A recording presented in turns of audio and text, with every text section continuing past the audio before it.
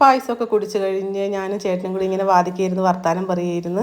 അങ്ങനെ ഇരുന്ന് വർത്താനം പറയാനായിട്ട് എനിക്ക് ഒരുപാട് ഇഷ്ടമായിട്ട് ഇങ്ങനെ ഓരോ കാര്യങ്ങളൊക്കെ ഇങ്ങനെ ചേട്ടനോട് സംസാരിച്ച് അങ്ങനെ ഇരിക്കാനായിട്ട് ഭയങ്കര ഇഷ്ടമാണ്. അപ്പോൾ ഞാൻ വിചാരിച്ചാൽ നമുക്ക് ചെടിയൊക്കെ നനക്കാമെന്ന്. അപ്പോൾ ഞാൻ ചെടിയൊക്കെ നനയ്ക്കുകയാണ്. ഇപ്പോൾ മഴയൊന്നും ഇല്ലാത്ത കാരണം നമ്മൾ ചെടി ഇങ്ങനെ നനച്ച് കൊടുക്കണം. ഇത് താമരയാണ് കേട്ടോ, ഞങ്ങളൊരു പാത്രത്തിൽ വെച്ചേക്കണം. ഇതൊരു ചരവണ പൊയ്കയാണ്. കാരണം മയിലിൻ്റെ ഒരു ഇതിവിടെ ഞങ്ങൾ വെച്ചിട്ടുണ്ട് സിമെൻറ്റിൽ. അപ്പോൾ അതുകൊണ്ട് അതിൻ്റെ അടുത്തൊരു ചരവണ പൊയ്ക വെച്ചതാണ്.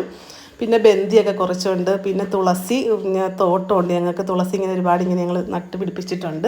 തൈയൊക്കെ കൊണ്ടുപോയി നട്ടുപിടിപ്പിച്ചതാണ്. അപ്പോൾ ഞങ്ങൾ ഇവിടെ നിന്ന് തുളസി എടുത്താണ് മാലയൊക്കെ കെട്ടണത്, ഭഗവാന് മാല കെട്ടണത്.